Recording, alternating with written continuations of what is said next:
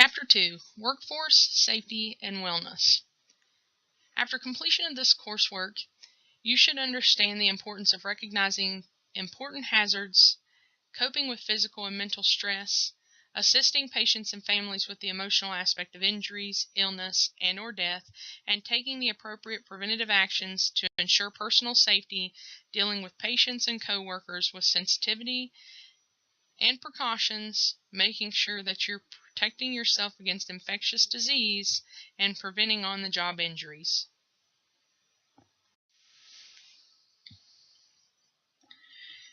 Medicine applies the fundamental knowledge to provide basic emergency care and transportation based on assessment findings for an acutely ill patient. So again, guys, at the beginning of the chapter, you're going to see what these national EMS education standard competencies are. Just remember, this is where your test questions come from. So if you can look at the beginning of the chapter and see what the competencies are and be like, how to decontaminate equipment after treating a patient, be like, hey, I know how to do that, then you're golden. Move on. Put the check mark there. Make sure that you read through every single one of the competencies and that you have an understanding of each of those. Make sure that you're reading your textbook and following along with the lectures. Guys, make sure you're going through these competencies and that you have an understanding of each of them. I can't stress how important they are to future testing purposes. I'm not going to sit here and read them all to you, so the next couple of slides I'm going to flip through kind of quick.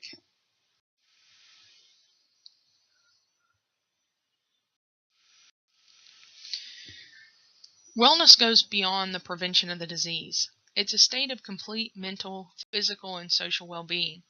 As a healthcare provider, you should model a life of health and wellness. Does that mean we're going to be the epitome of the front cover of Vogue? No. Does that mean we're not going to be caught in the McDonald's drive-thru at 2 o'clock in the morning? No, it doesn't mean that either. Does it mean that you people aren't going to continue to smoke your cigarettes and vape your vape boxes? No, because that's really become a way you deal with your stress. However, we should be working towards a healthier lifestyle. We should be coming up with an exercise regimen. We should be trying to eat better, and we should be looking after ourselves, both physically and mentally. EMTs are often called upon to work in circumstances that result in both acute and cumulative stress. Some of the things we're going to get ourselves into, guys, is going to require us to not only lift heavy patients, but it's also going to require us to be pretty physically fit. We might have to climb up on Folk Mountain in the middle of the night and help them get a patient off of the mountain. We might have to, hike into the woods 3 miles to meet up with the four-wheeler, to ride a four-wheeler another 5 miles up in the woods to help extricate a patient, out from Burning Rock, So there's different times in our area, especially in rural West Virginia, that you're going to have to be in the woods a lot. It's going to require you to be physically fit somewhat. So, you need to be aware that, if you're not in the greatest shape and you're not able to get to your patient, or let's say you hike 2 miles and then you can't do effective compressions, well, what's the point of you even being there? What was the point of you hiking the 2 miles? So you need to kind of take that into consideration. So if that's something that you would have problems doing, maybe you need to start a little workout regimen to where you can effectively do those things a little better. Trust me when I tell you, if you think 2 minutes of CPR is easy, you're very, very wrong. So 2 minutes seems like it takes forever. Except when you're taking a test, it seems to fly by. However, when you're on a treadmill or you're trying to, do compressions, it just seems like it just lags on forever. There are several components that we can do to ensure our wellness. As a matter of fact, some of these things, if you're not doing, your potential to get sick is actually even greater than if you weren't doing these things. You need to make sure that you're eating your vitamins, you're eating the right minerals, you're making sure that you're eating the right foods. Make sure that you get a good exercise regimen and that you're getting a good night's sleep. Don't laugh. I know most of you don't sleep good at night. Trust me, I get it. But you need to make sure you're getting a sufficient amount of sleep when you do sleep. You need to try to come off the tobacco and alcohol. So there's some people I know that will pick up a bottle of alcohol when they leave shift, and they're like, hey, it's 8 a.m., but that doesn't mean I didn't just get off work. And they'll drink till it's time for them to go to bed, and then they come back to shift the next day and work completely just fine. However, that's not a healthy lifestyle, and that's not a good coping mechanism. It's going to lead to a lot of anxiety, a lot of stress, and it's going to take a toll on your body. If you can't take care of the public, who's going to? You need to take time to relax and take planned time to be with your families. Make sure that you're allotting time for family time. If you're picking up 90 to 100 hours a week and you're trying to keep up with your EMT class and you're not taking that time for your family, it's going to cause a big strain on your health and the wellness of your family, because it's going to cause this big stress on your family that wasn't there before.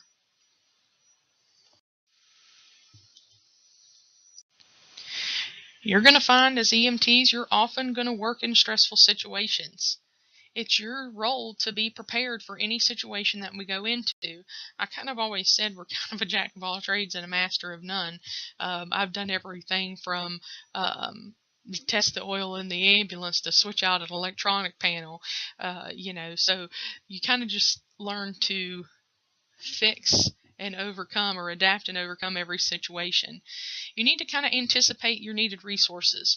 So if you're going to a scene that let's just say, for example, we're going to a four-wheeler accident out Burning Rock. Well, I don't really want to bring the patient out on the back of one of their four-wheelers, right? Because I'd rather put them on a backboard and bring them out in a Stokes basket, and then on a side-by-side preferably. So I need to make sure that in my brain on the way to that call that I'm planning ahead to make sure that I have the resources available that I need. So I know that I would need the fire department, and they would need to bring their UTV, and then I would need extra hands to help get the patient, extricated. And I also need a four-wheeler available from Burning Rock to get access to the patient. And, how's my partner going to get there if I'm on the back of this other four-wheeler, and do I have a helmet? So, those are things that you got to start thinking about on your way to the call. You need to learn to take control of the scene. You're going to find when you get there, a lot of times these scenes are going to be very chaotic. You're going to be the one in charge. You have to take control. They say all the time that people in EMS have alpha personalities, but we've kind of been pushed into that role. If you don't take control of the scene, a lot of times the chaos will follow you into the back of the ambulance, and then you get all flustered and you don't really remember what you're supposed to do, and then you make mistakes. Because what happens is, guys, as our anxiety starts kicking, our brain releases epinephrine. So our body starts producing all of this epinephrine. Well, what happens when that epinephrine is produced? Our frontal cortex of our brain basically shuts down. And in the frontal cortex is the ability to critically think. If we can't critically think and process through what's going on with these patients, we're going to miss something. So you need to be calm. That's why you're never going to see an aircraft crew run to the helicopter. You're never going to see the aircraft crew run around the helicopter. You're never going to see them run from the helicopter to the patient. You're not going to see your paramedics on scene run to you. If you see me running, you should probably run, because I'm telling you something is seriously wrong. You ever seen the bomb technician shirt that says, if you see me running, you should probably follow? Well, that's kind of the rule of thumb for paramedics. If they're running and things are super chaotic, it's usually hit the fan. So just remember, you need to take control of the scene. It's not your emergency. I'm going to say that again. It's not your emergency. Is it your emergency call? Yes, but it's not your emergency. Could it potentially be somebody that you care about? Absolutely. And if that's the case, that, it's a family member or a friend, or, and you're going to need some emotional support, that's that anticipated need for additional resources, okay? Get somebody headed your way that can help with those things.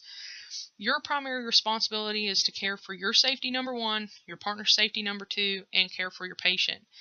Your calm manner will help calm the patient, family members, and bystanders. If they have trust in your ability as a provider, then the whole scene is going to change when you arrive.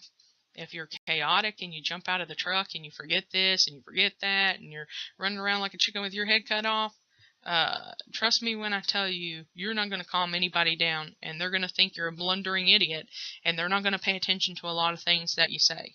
So if your driver is standing there being really super calm, and and they're kind of being the voice of reason, they'll gain their trust a lot faster than you will.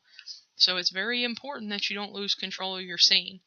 Make sure that you're managing the scene effectively and calmly. Stress in any event, thought, or action is perceived a lot of times as a threat. If you approach the scene calmly, it'll help calm the patient, the family members, and the bystanders. Regardless of how stressful the situation is, your focus has to be in this order. Your safety, number one. Your scene safety and your partner's safety, number two. And patient care. So make sure that you're taking care of your own safety. So if they tell you that you're responding to a GSW or a gunshot wound and they don't know where the person who shot the victim is, should you enter that scene prior to law enforcement arriving there? And if you answered yes to that, you're wrong. You absolutely wait on law enforcement every time to secure the scene and secure your safety, that you're safe going into those situations. If you're not safe, guys, you do not enter the scene. There's different strategies to manage stress. And trust me when I tell you guys, some of the things you're going to come into are going to stress you out quite a bit. Dispatch is going to stress you out. Partners are going to stress you out. The tough book's going to stress you out. The patients are going to stress you out. Raleigh General is going to stress you out. Plateau is going to stress you out. All of these things are going to add stress to your day and to your shift.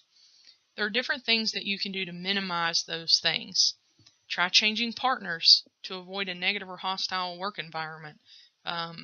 Trust me when I tell you, your partner can make or break your shift.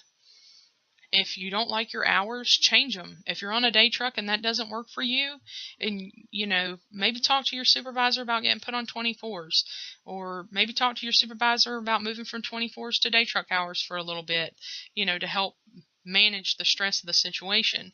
Try changing your work environment. If you don't get along with the crews downtown and it's causing you a lot of anxiety, maybe you need to talk to your supervisor about being moved to Rural Acres, just for an example. Guys up north, let's say maybe you don't get along with somebody in the Morgantown station. Maybe you feel like you do better at Clarksburg. Talk to your supervisor about potentially moving from one station to the other and trying to work around the system to help manage your stress a little bit better. Maybe you should be cutting back on overtime. Guys, most standard work hours are 40 hours a week. We do 40 hours in 2 shifts. That's 2 shifts. Now, if you're like me, you like the overtime pay, you like the work, you like the job, you try to pick up as much overtime as possible because, well, you got bills and things you need to manage, and, you have a good time doing it, right? So, it's nothing for us to pick up an extra 3 or 4 shifts throughout a 2-week time frame. Maybe we should cut back on the overtime a little bit instead. If you're doing class and 200 hours on the ambulance, maybe need to think about cutting back on the truck before you snap like a daggone volcano. Sometimes managing our stress isn't just about changing our hours or changing our times or changing the trucks that we're on. Maybe it's about changing our attitude about the whole thing. Maybe we should look at it instead of, gosh, I hate that person. Maybe you should look at it as, wow, I wonder what they've been through or what they're going through that has made them such a hateful person, or why they're so grumpy today. Or maybe, I tell you what, I know that this partner of mine gets really grouchy when they don't eat. I'm going to carry a pocket Snickers because you're not you when you're hungry. So talk about, a good way to kind of alleviate some of the stress. That's something simple that you might kind of laugh about, but sometimes the easiest fix to a problem is the simplest. Talk about your feelings to your partners, to your peers. Tell them how you're feeling about a call. If a call messed with you a little bit, maybe you should tell somebody, hey, this call kind of messed with us a little bit, Seek professional counseling if needed. A lot of times people don't know, but J&CARE actually offers a critical incident stress debriefing class. But not only do they offer that, they offer access to a counseling service that's available to you guys all the time. And all you have to do is reach out to Tanya Morris in compliance, and she'll hook you up. And it's a free session. You just go up there and you talk about your feelings, and it's not like you're seeing a psychiatrist, guys. These are people who professionally do this as counselors. Do not obsess over frustrating situations. If dispatch sent you to Richmond 3 shifts in a row and you continue to obsess over the 3 shifts in a row that you've been to Richmond, then, it's only going to get worse from you for there, because you're going to get aggravated at dispatch every time the phone rings. You're going to be like, I'm probably going to Richmond again, because you've obsessed over that frustrating situation, and all it's going to do is cause anxiety and stress every time the phone rings. Every time you get that next call, you're going to have the anxiety and stress of going back to Richmond again in the middle of the night. Try to adopt a relaxed, philosophical outlook. These patients need to be moved. We don't work for UPS. We're not shipping packages. So try to look at it as, this is a person's family member. If this was my family member, if this was my grandma, my grandpa, my brother, and they needed to go to Richmond, I'd want me to take them too. Expand your social support system. Don't just be like, oh, I'm in the Raleigh County Clique, so that's where I want to stay. Don't just be friends with those EMTs in your area. Expand your social support system. Maybe reach out to, the community center. If you join a gym, try to, meet up with some new people at the gymnasium. Develop friends and interests outside of EMS. If you constantly have EMS stories to tell, you're constantly around EMS people, and that's constantly what you're getting all the time, it becomes very overwhelming and very frustrating, because no matter what, you feel like it's constantly a battle going on in your life, basically. If you deal with people outside of EMS, their stresses are a lot different than ours. You'll hear them talk about how the cash register didn't work today, and they were frustrated because they had to count out change most of the day. And you look at them and kind of laugh, because you were like, I was doing med math at 3 a.m., and if I didn't get the formula right, then the patient could die, and they're all hung up on 10 cents. So it's good to see what different people's stresses are as well. Try to minimize the physical response to stress. Try to take some deep, slow breaths. Try to exercise regularly. You can try meditation. I've never had any success with meditation myself, but just because it didn't work for me doesn't mean that it wouldn't work for you. Try some periodic stretching or yoga. Try not to get tangled up in the yoga position and not be able to make it to your shift, though. That's a problem. Limit your intake of caffeine, alcohol, and tobacco, and don't think I don't know that about half of you just busted a gut laughing right there, because we basically live on caffeine, alcohol, and tobacco. I'm fully aware. But we do need to try to limit our intake on that, because it's really hard on our system, and when it's hard on our system like that, our body has a hard time coping with that. You need to make sure that you're eating nutritious meals. Big Macs from McDonald's, those scrumptious are not very healthy for us. We need to make sure that we're trying to get in the fruits, the grains, the veggies, and our protein that's not soaked in grease that'll clog our arteries up in about 0.5 seconds. Make sure that you're taking time to exercise, relax, and that you're getting a good night of sleep. Know your family's health history. For example, just using myself personally, my family had a history of high blood pressure. My blood pressure had been normal the whole time. I was growing up into starting EMS. My blood pressure was all normal, and then over about a 2-week span, my blood pressure suddenly shot up, and I didn't think to check my blood pressure because, it had always been good, right? I knew we had a family history of it, but I definitely didn't think it would ever affect me, right? Because that's what we all think. And by the time that I got my blood pressure checked, I had actually had a blood pressure that was 240 over 120 and could have very easily had a stroke because of that high blood pressure.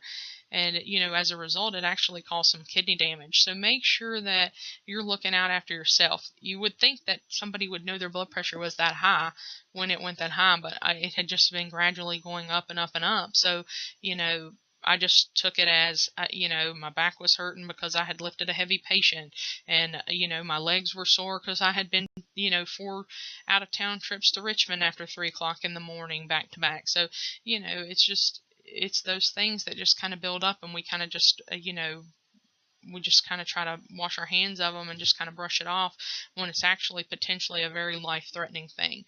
So make sure that you're adjusting your lifestyle accordingly. You need to learn how to balance your work, family, and your health. You need to rotate your schedule and make sure you're taking your time off. Don't feel like you can't say no to the schedulers. Guys, your supervisors are always going to push you to take shifts. We're growing as a company. We're constantly putting more trucks up. We're constantly expanding into other counties, into other states, and that's great for JanCare, and that's great for, and that's great for our ability to be able to pick up overtime and things of that nature. However, if you never say no to the extra shifts and you don't take time with your family, when you go back home, your family's not going to be there. Then you're going to get stressed out. Your health is going to go to crap. And then all you're going to have is work. You have to find a happy balance. So since you were little, you've heard your parents talk about germs. Wash your hands. There's germs everywhere, right? And we put our hands in hand sanitizer so we don't spread germs, and that's all great. However, I need you to understand what happens exactly at the cellular level when all of that starts to take place. So a germ is a piece of bacteria. Now, for example, I'm just going to use this as an example because there's a lot of different types of bacteria out there. Let's say that there's a patient that goes to the bathroom in front of you in the waiting room. And let's say they don't wash their hands after doing number 2 in the bathroom. And they wipe their hind end, they put, their hands on the flusher, they put their hands on the doorknob going out of the bathroom, and they leave the bathroom. To them, that's normal. They don't think anything about it. However, they got the poo on the flusher and on the door handle. So now, when you go to the bathroom, you use the bathroom, you flush the commode, you got their poo on you, right? And that's great, right? That's what you're thinking. That's great, just great. I got the poo on me. So you go to the sink and you wash your hands, and you don't really know that there's poo on you because it's a bacteria at this point. It's not like you can see, a big brown streak or anything. It's just a little trace amount. Well, you wash your hands, you come out, but they went straight to the door handle. Now you're touching the door handle. What do you have on your hands? You have that person's bacteria from their feces on your hand. Now, you go into a patient's room and you touch Granny, who's very, very sick, hold her hand, and then Granny decides she's going to eat a sandwich when you drop her off at the nursing home, and Granny eats that bacteria. Well, have you ever heard of hepatitis A? Yeah, that's exactly where that comes from. So these little bacterium are easily transferred. So that's why hand washing is so important. It's so important to wash your hands. It's so important to make sure that you're using antibacterial wipes on your stretcher. And you guys are going to act like I'm crazy when I say this, but read the back of the bottle. If you look at those red top canisters or the purple top canisters that you're cleaning with, it says, in order to kill all of these bacteria, and there's a whole big list, surface must remain wet for 10 minutes. And you're looking at that like, oh, well, most of the time my partner just wipes it down and then it dries off real quick and we throw a sheet on it. In about 2 minutes, we're done and out of there. That's not decontaminating. Okay, you're literally taking a piece of bacteria and rubbing it from one end of the stretcher to the other. So make sure that you know what you're cleaning with. The only thing that truly kills on contact is bleach. So don't think I ain't above coming in and bleach wiping everything. Also, another fun fact, if you're using bleach wipes and they start to dry out, don't just pour bleach in there because, surprise, surprise, they have ammonia in them. So when you mix ammonia and bleach, it makes a chlorine gas. So just fun fact for the day. So just in your spare time, guys, if you don't believe me, pick up some of those strong cleaners at the hospital, those hospital-based cleaners. Look at the back and see how long these things actually have to sit totally soaking wet to kill the bacteria. Infection risk can be minimized by getting your immunizations. So take your flu shot. Wear protective equipment. That means put your gloves on. Take your gloves off when you go to drive the truck. Wash your hands. And I don't mean just throw some soap and water on them. I mean turn the water on till it's so hot you can't hardly touch it, and put some soap on there and scrub your hands until they're good and lathered up, and then rinse them off underneath the water, continue scrubbing, and then dry your hands off with a towel. I have since the beginning of since the beginning of the invention of the hand dryer in the bathroom, I've not liked those things one bit. And my family used to laugh at me because I'd come out of the bathroom with my hands soaking wet. They're like, "Why didn't you use the hand dryer?" I don't know. There was just something about the hand dryer blowing all the air. One, I can't hear when the thing's blowing, but two, is just something about all of that air blowing on my hands. It just didn't feel right, and I felt nasty after leaving the bathroom. Well, now they're finding that when people go to the bathroom, there's little poop particles that go up into the air, and these little air intake blowers are sucking this fecal matter up into it, and when people get their hands dry, it blows that fecal contamination onto their hands. So literally they've washed their hands, and now they got the poo blowed on them, and now they're going to go eat with the poo on their hands, So I'm notorious for coming out of the bathroom, shaking with my hands so wet, wiping them off on my pants. So, but I foresee it actually not being much longer before there's a huge change to those things, and we'll see those come out of the bathrooms pretty soon as well.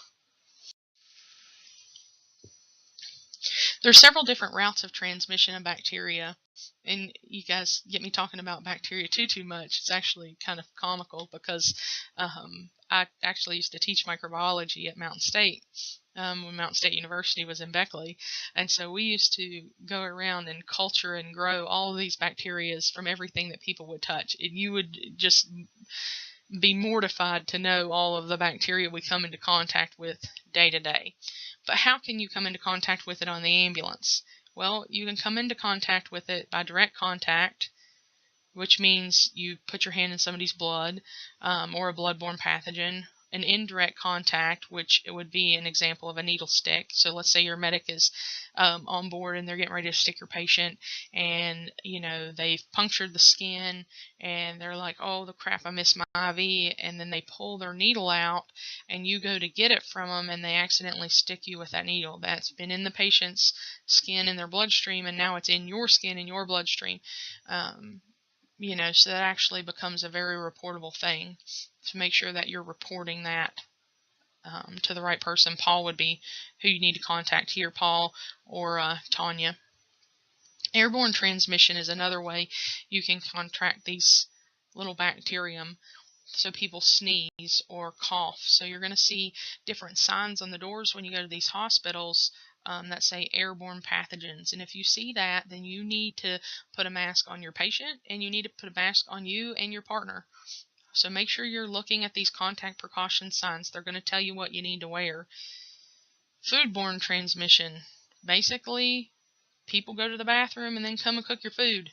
There was a big, huge outbreak not too long ago of one of the local restaurants. Actually ended up having to pay for about half of Raleigh County to get their Hep A vaccinations because they contaminated about half of the county because a cook in the kitchen had Hep A. So what else can cause bacterial transmissions? Well, surprisingly, fleas and other bugs can. And you guys are going to come across fleas, you're going to come across ticks, and you guys are going to come across lice as well. So these are other things that you need to be aware of. And when you have those in the back of your ambulance, after the call, you need to decontaminate your truck.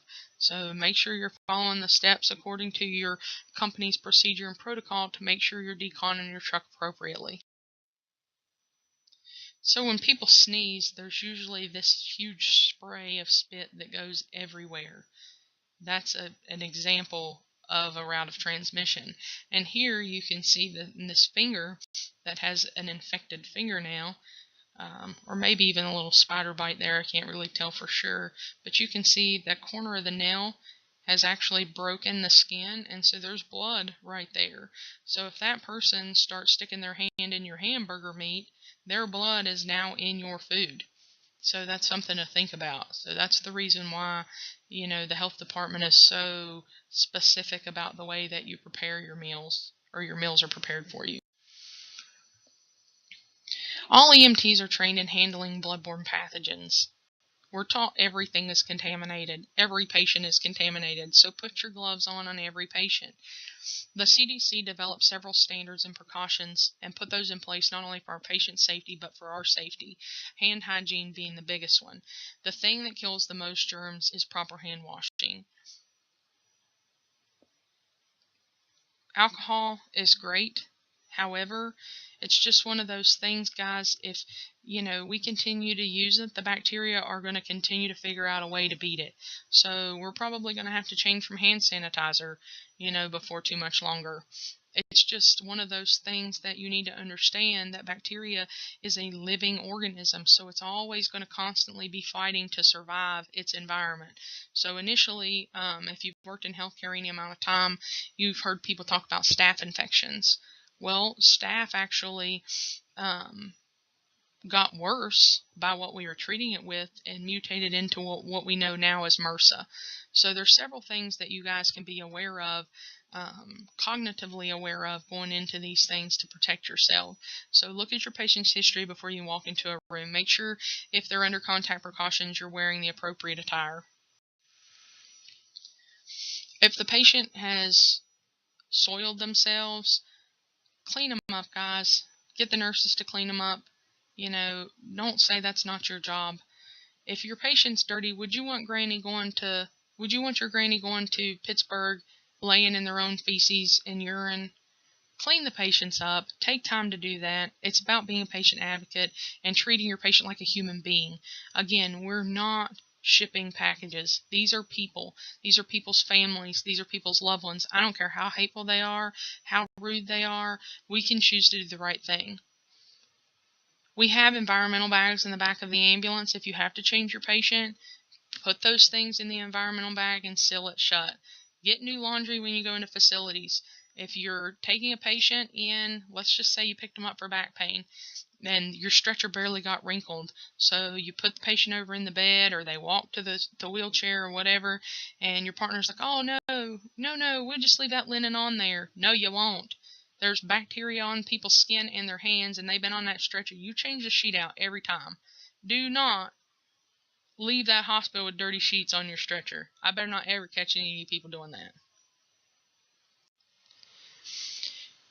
It's important that you treat every patient like they're infected.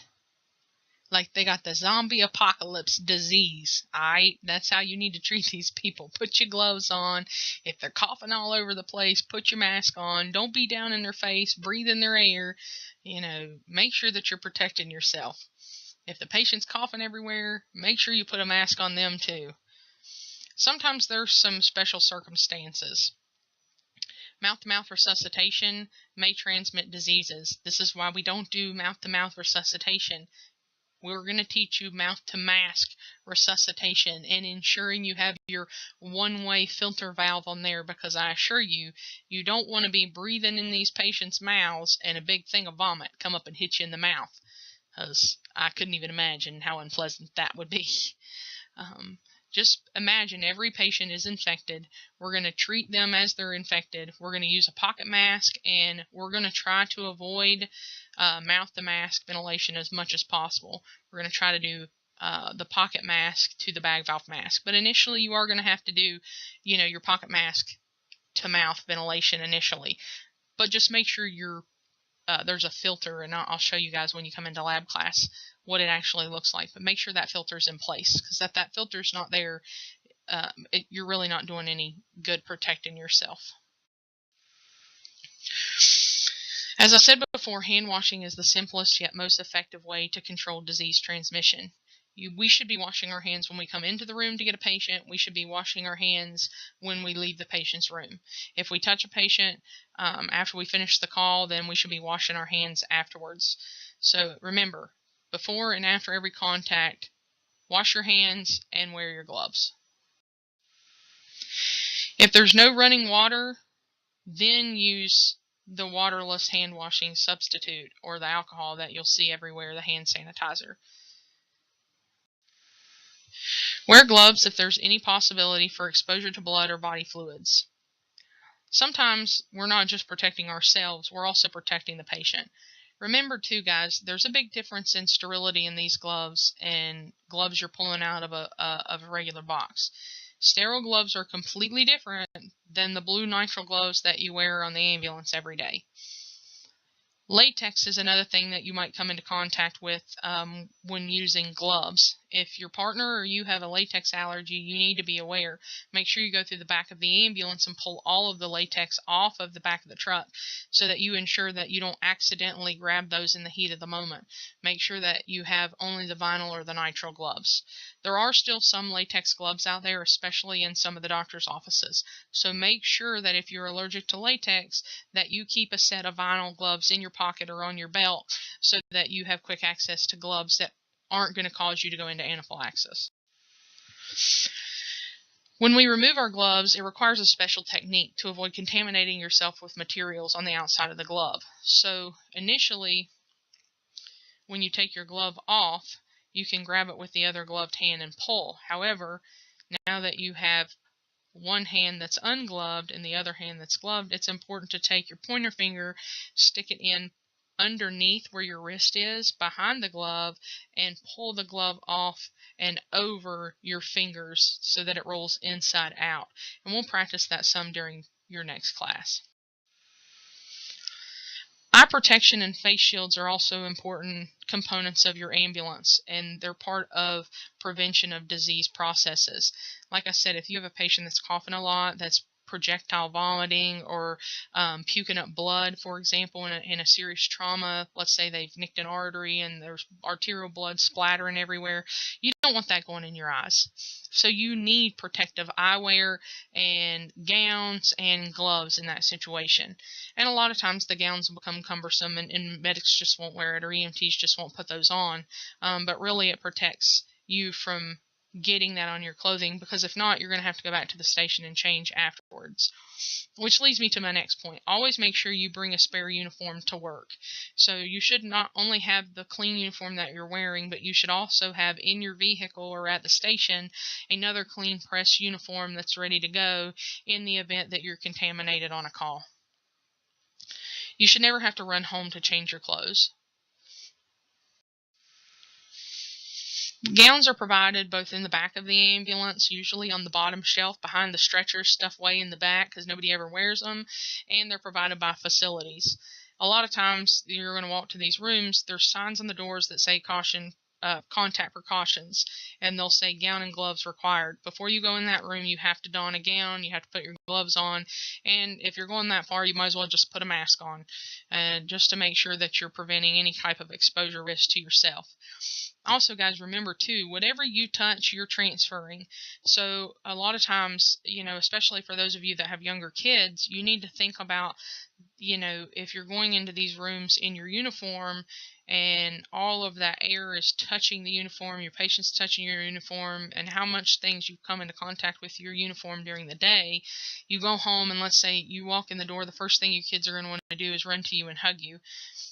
Well, now your kid's getting sick and you can't figure out why. Well, you're bringing them home illnesses.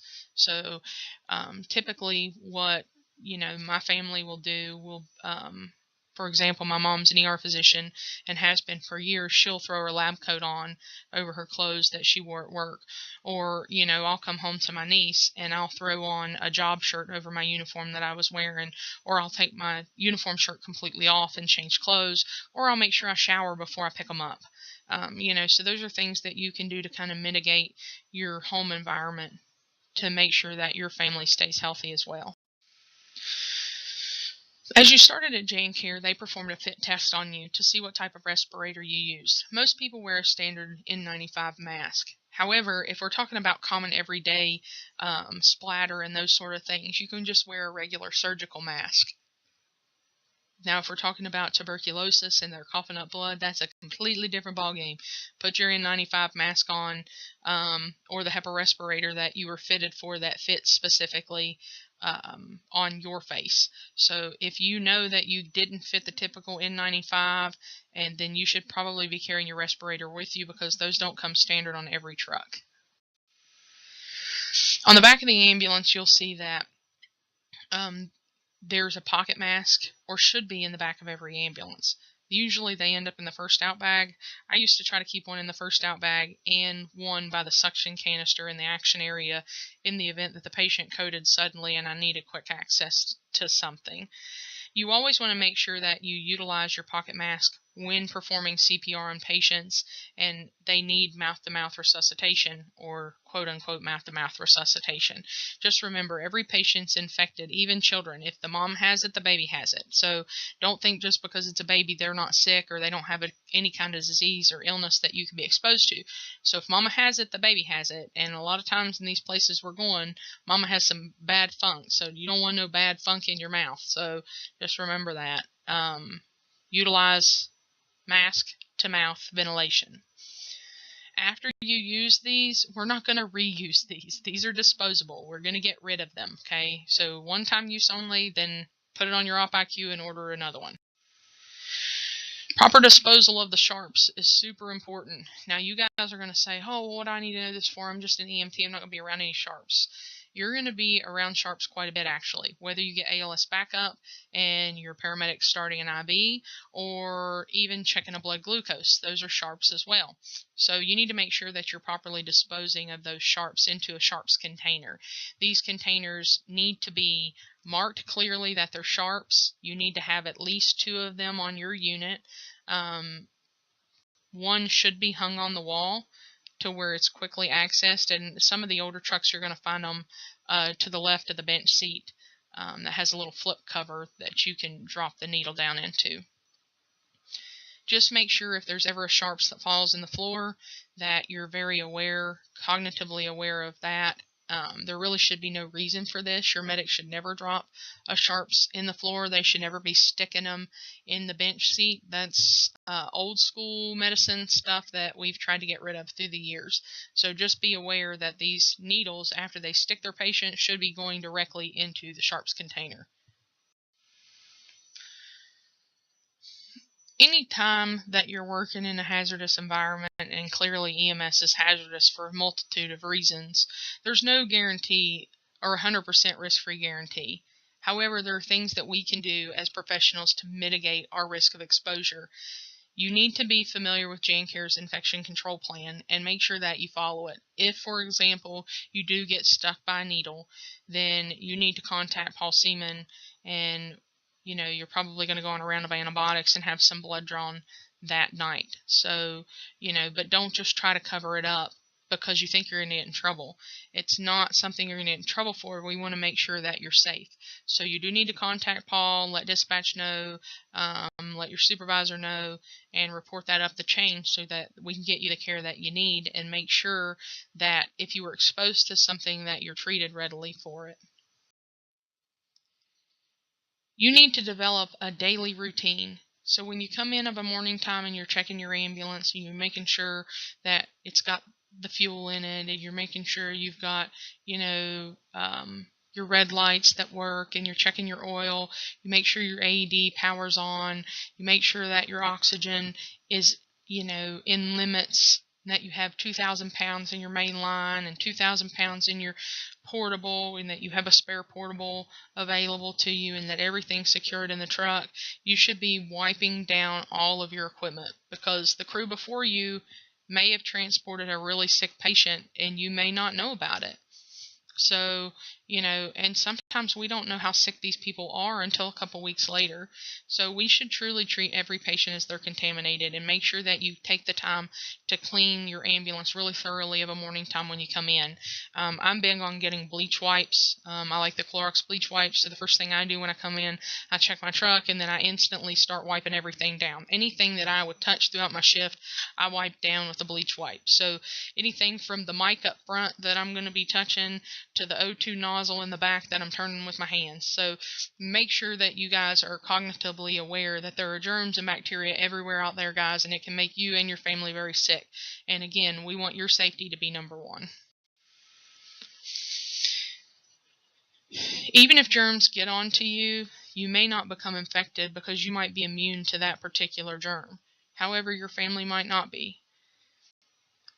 A lot of times now, and what we're seeing huge outbreaks in is polio and things of that nature, because parents aren't vaccinating their children because they choose not to, and that's their prerogative. However, it is a huge health concern, and we do have to worry about that.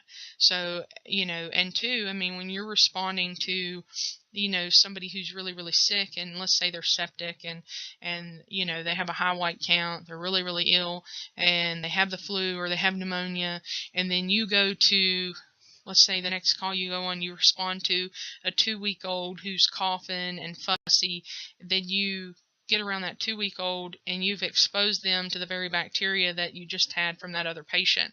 So these are things that, a lot of times we get busy and we don't cognitively think about. We're not aware that we do these things. This is something you can do to prevent these infections from spreading and keep our patients safe, and that's truly the goal. Again, if you're exposed to a patient's blood or to their body fluid, don't feel like you can't report that to your supervisor or call Paul Seaman and get advice. You can report those things. You're not going to get in trouble for it. We want you to report those things. You need to turn over your patient care to another EMS provider and clean the exposed area. If you get blood or body fluids in your eyes, you need to rinse your eyes, and sometimes excessively, for 20 minutes. You need to activate your department's infection control plan. Pick up the phone and call Paul and let him know what's going on so that they can get you the help that you need. You're going to instantly clean that area, get that area that's exposed clean as possible, leave it under running water for 20 minutes, and you need to complete an exposure report.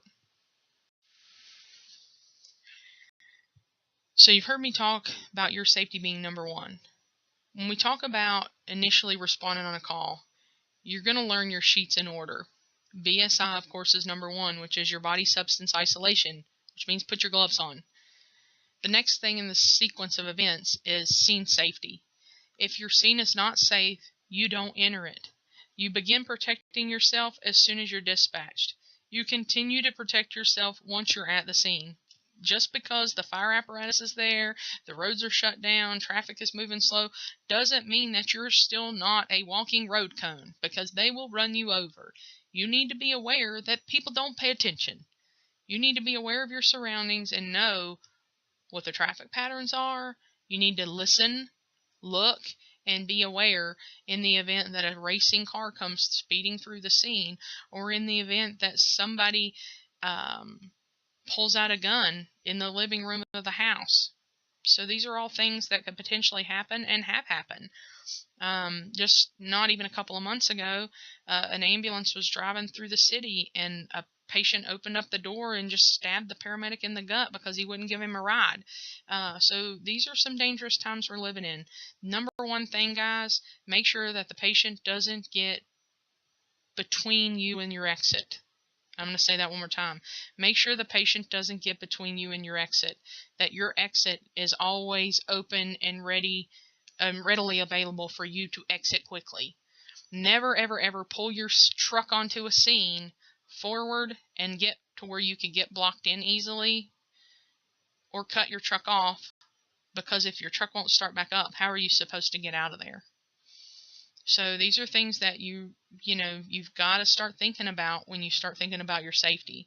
We should be backing into residences with our spotters, of course, and making sure that we have a quick exit plan and an exit strategy in the event that the scene goes south.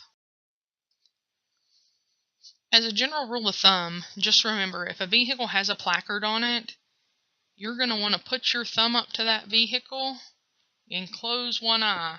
If that vehicle is bigger than your thumb, you're too close.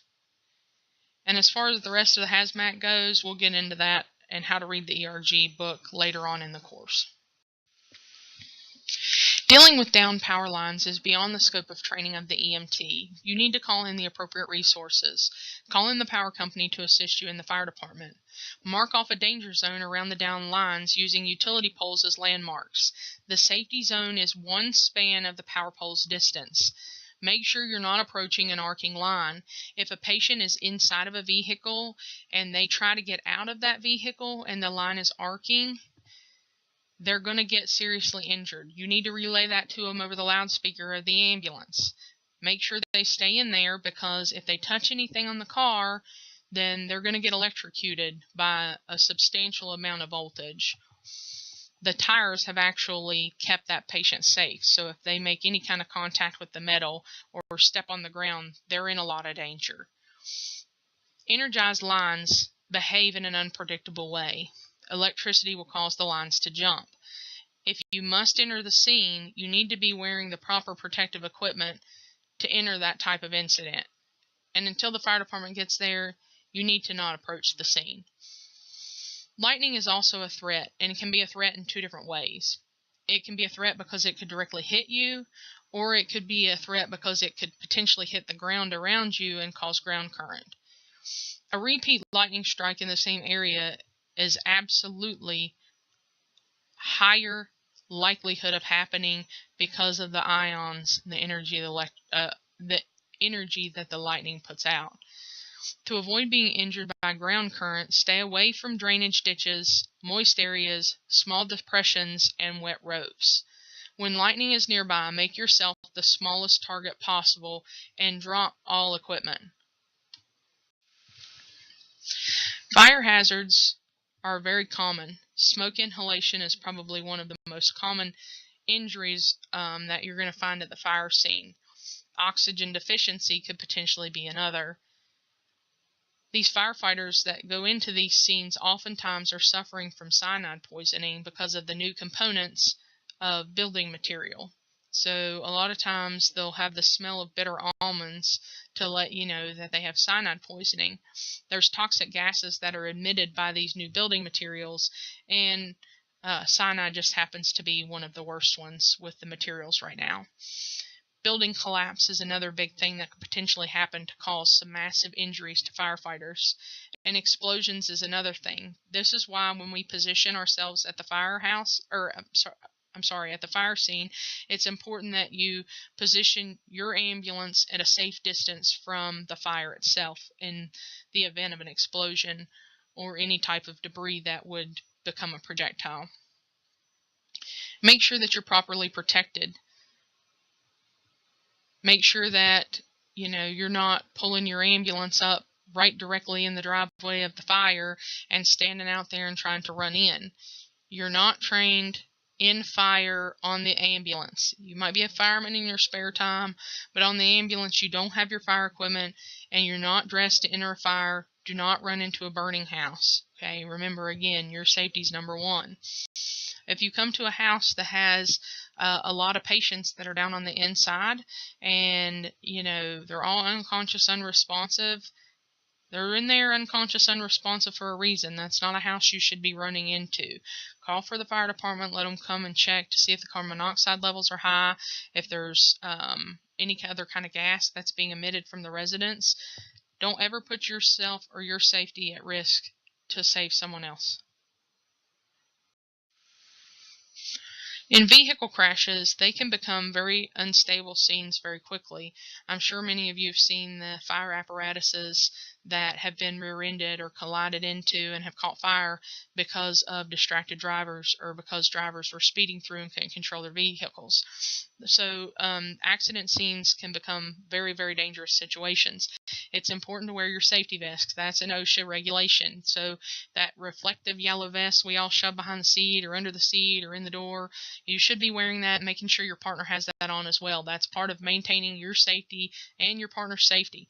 Make sure that when you position your ambulance that you're positioning yourself preferably behind the fire apparatus, closer to the wreckage of the vehicle, so that way you can get to the patient a little bit quicker. But just make sure you're parked a safe distance away, and we'll go over that a little bit more later on in the course.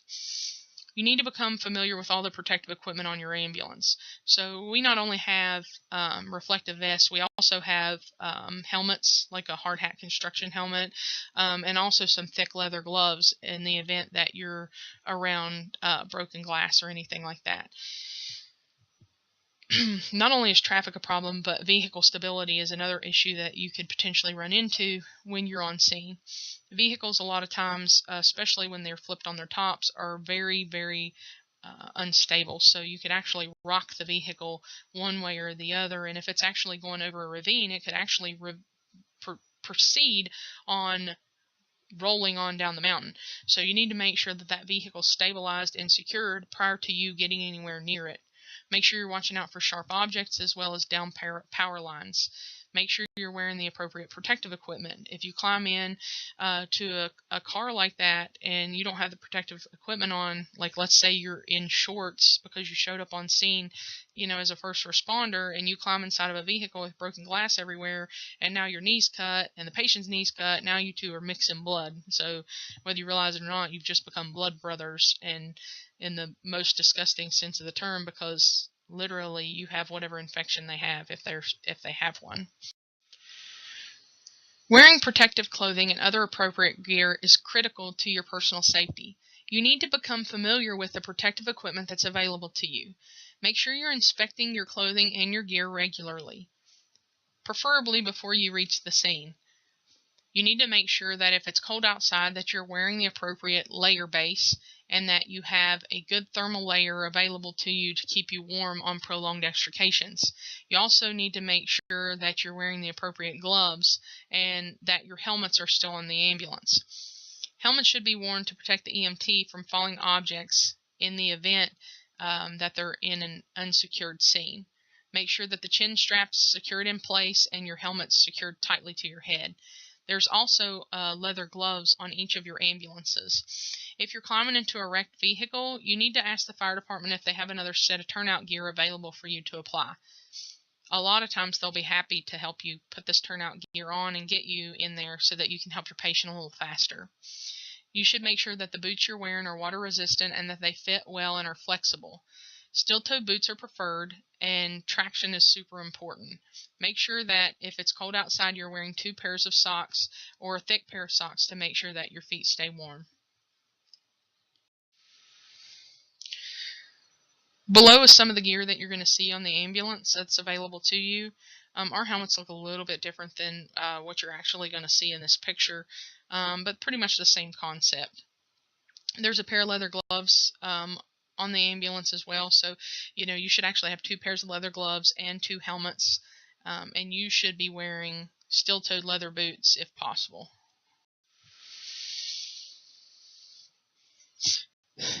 A lot of our agencies, a lot of our sister agencies have just recently started requiring their employees to wear bulletproof vests on every call. Unfortunately, I think that's kind of the way that EMS is transitioning. But for now, we don't require body armor on calls. If you feel the need to put body armor on, then the scene is probably not safe and you probably shouldn't be entering it at this point in time. Make sure if you're in a loud environment where there's going to be drilling or there's heavy equipment running or anything like that, that you have your helmet on and you're wearing your appropriate ear protection, eye protection. And if you're going to be out in the sun a lot that day, for example, you're doing a coverage event or something like that, make sure that you pack sunblock and bug spray. Let the patient know who you are and what you're doing. Don't just walk up to people and start assessing them, because it's really going to freak them out, first of all. Second of all, you really shouldn't touch patients until you have their permission. The patient needs to know who you are and what you are doing to them. Let the patient know that you are attending to his or her immediate needs, and avoid making unprofessional comments during any type of resuscitation procedures. You need to treat all patients with dignity and respect. Anytime a patient's critically ill or injured, they're going to be very emotional. They're going to have a lot of anxiety. You're going to see a rise in their pulse, their heart rate. You're going to see a rise in their breathing patterns. They're going to be really tense. Sometimes they'll be shaking all over. A lot of times these patients have just experienced some of the most traumatic events of their life, and sometimes they're not going to feel pain until later on. That's called adrenaline. So once that adrenaline slows down, these patients are actually really hurt. They just can't tell because their adrenaline is pumping so much. Not only will patients be scared, have a lot of anxiety, and be restless, they're also going to be scared. They're going to have that fear.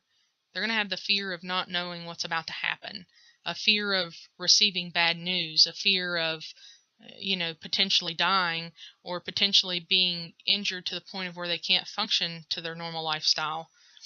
Encourage patients to express their pains and express their fears. It's important that you keep an open line of communication with your patient at all times. When dealing with critically ill or injured patients, it's very important that you avoid sad and grim comments. Be honest with the patient. Allow for hope. Locate and notify family members. You want to try to make this as easy for the patient as possible. You want to encourage patients to express their pains and their fears. Be tolerant. Sometimes patients will ask you the same question 30 times. Don't get agitated. Continuing to answer the question 30 times, trying to orient the patient. If the patient is a critically ill or injured child, ask a responsible adult to accompany the child. Sometimes it's best if the child has the parent present. However, if the parent is adding anxiety or fear to the situation, it may be best to let them follow behind or right up front, where they're restrained in the front passenger seat. The death of a child can be a very tragic event. You need to help the family in any way possible. Let the family's actions be your guide. Prepare the parents for the worst, but still hold on to hope.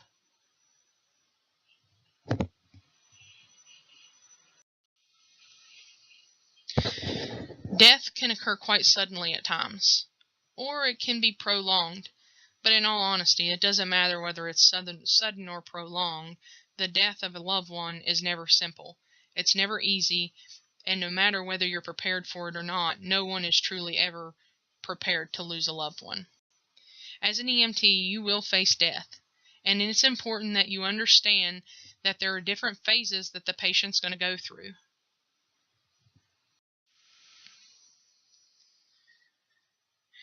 You'll see that process displayed in what we call the 5 stages of grief. First comes denial, then anger, bargaining, depression, and acceptance. I've always remembered this through DABDA, just a little mnemonic to help you to remember the stages of grief. If you've ever experienced any kind of grieving yourself, then you probably could look back and see where you have been through one of these phases, if not more, at the same time. These 5 stages of grief are different for different people. Some patients go through these very quickly. Some patients get to anger and hang out there for quite some time. Most people in the beginning deny. This can't be happening to me. This isn't my brother. This isn't my sister. This can't be my kid. So they try to deny initially. When they realize that they can't deny it, they get angry about it, and their reactions may be expressed with demanding or complaining behavior. Remember, guys, personal safety is important. People are unpredictable. Be tolerant of people, but be aware of your surroundings. If you need to, back out of the situation. If the patient situation becomes more hostile, then leave the scene. People begin to bargain and try to make a bargaining decision with you. They try to bargain with God. They try to bargain their way out of the situation. Then comes depression. It's the response to illness, especially if prolonged. A lot of times people have had debilitating or terminal illnesses, and families are somewhat relieved that these patients have passed away because they're no longer in pain. Then they feel anxiety and depression because of the loss of the loved one, and they feel guilty because there's a relief from that. Lastly comes acceptance. They've accepted the death of themselves or the death of the loved one, and they're at peace. Guilt is a very serious thing that a lot of family members go through. When patients are dying, long-term caregivers, family members, or even the patient may experience feelings of guilt over what has happened. I should have talked to him on the phone this morning. I should have called him more. These can lead to mental health problems, so how we handle it as EMTs on scene is very important. Just lend a listening ear, because sometimes that's all families truly need. You provide a difficult role on scene in these situations. You have to advocate for your patient and the family as well. Be honest. Reinforce the reality. Don't tell them their loved one expired. They're not milk. You need to use the word dead, dying, or death. Ask how you can help the family. Allow the patient and the family time to grieve.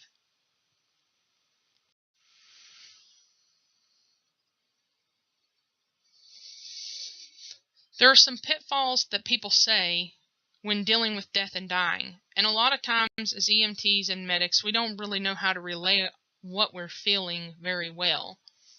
Don't say things like, "You should not question God's will. The living must go on. I know how you feel. You can always have another child.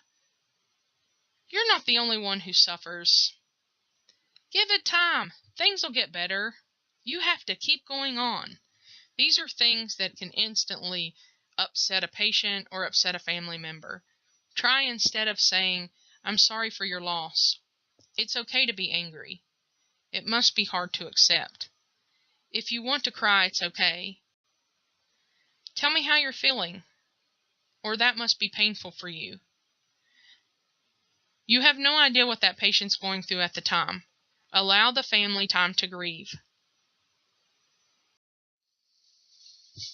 EMS is a high-stress job. It's important to know the cause of stress and the ways to deal with it. Dealing with the dying and bereaved can cause a lot of stress on EMS workers, and we truly are the forgotten heroes. This year alone, there was a huge rise in suicide in EMS and first responders. This is because we've not put proper stress management systems in place. I want you guys to know that as you enter this job, that there are times you're going to be dealing with death, and that there are times that there's going to be things that you can't get out of your head. What I need you to know, that if you start getting angry or upset at family for no reason, and you start having trouble with nightmares, if you start having trouble with things that you're seeing, taking you into flashbacks and having stress and anxiety or panic attacks from nowhere, and that you're starting to develop signs of PTSD, you can always reach out. We have critical incident stress management that we try to put in place in any critical incident. We also have counseling programs available to you. You can also reach out to your supervisors, to your peers. Make sure that you're reaching out, guys. That's the most important thing. If you don't reach out, we don't know there's a problem. And we can't help you get better if we don't know. My number is always available to you guys. You can always shoot me a text message if you're having trouble dealing with a call. I assure you, I've been doing this a long time. More than likely, I've ran a call pretty similar to what you're going through. So reach out to me. I can give you some ideas on how to cope. I can get you into the right programs. I can get you hooked up with the right people. So please don't ever feel like that's something that you have to go through on your own. The warning signs of stress include irritability toward coworkers, family, and friends, inability to concentrate, difficulty sleeping, nightmares, sadness, anxiety, guilt, indecisiveness, loss of appetite, loss of interest in sexual activities, isolating yourself, recreational drug use, increased use of alcohol. These are huge indicators of stress. If you start displaying any of those signs and symptoms, make sure that you're getting help. Every EMT has to deal with their own emotions and their own feelings in their own time, but don't feel like you can't reach out for help.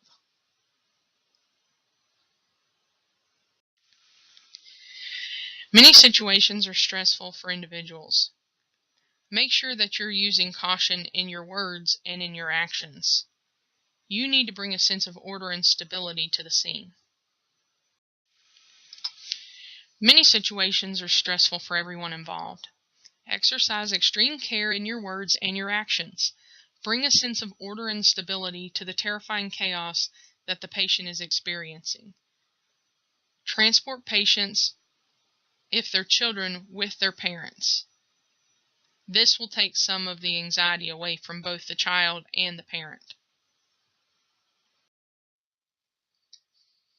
Sometimes it's unclear whether a true medical emergency exists. In those instances, you need to contact medical control about the need to transport. If in doubt, transport. Just remember, your patient is allowed to say no. However, they have to be mentally capable of making that decision, just as you saw in your last case study.